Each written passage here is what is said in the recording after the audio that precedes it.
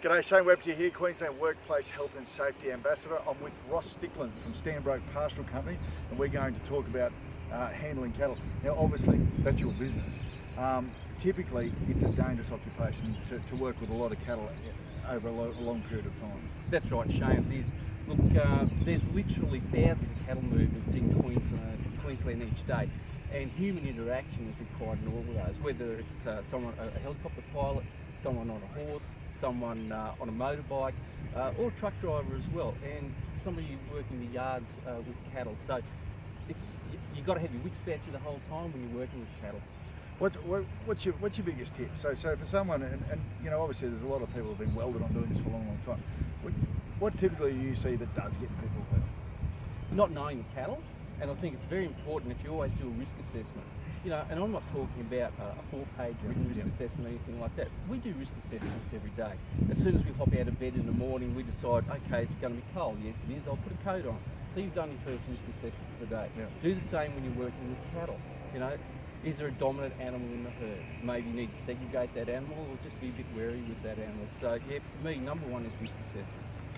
Well, talk about risk assessments and knowing that there's a dominant animal. Let's talk about bulls, because certainly they fall into all of those categories.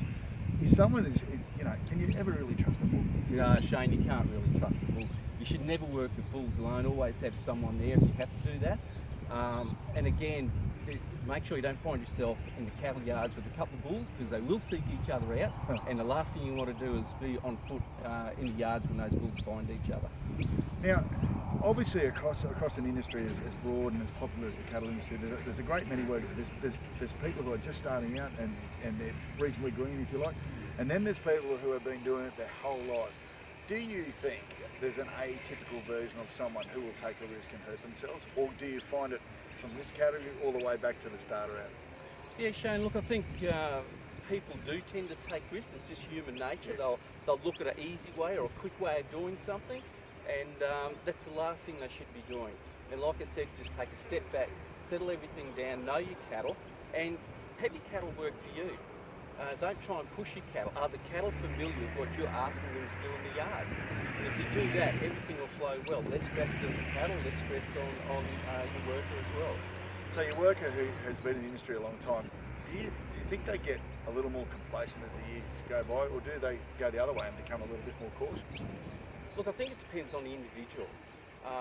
No one wants to go to work with a herd. Some of the younger generation, you just need to instill in them because they're 10 foot tall and bulletproof. It's when they see one of their co-workers get hurt, the reality sits home, and they understand, gee, that could have happened to me. So I think it's just a message, a safety message we just need to reinforce with our people day in, day out. So therefore, it goes to reason that some of those older workers of stock, they actually have a pretty significant leadership role, because people follow people, they don't follow rules. So those younger people within your industry and wherever it might be, they'll follow those older blokes, won't they? That's right, Shane. We always ask our older employees to watch over our younger employees that are new to the industry. And if you see them doing something safe, go out and tap them on the shoulder and have a yarn to them and just explain to them what could happen if they kept that practice going. Absolutely. Well, thanks very much for your time today. Thanks, Shane. It's been a pleasure.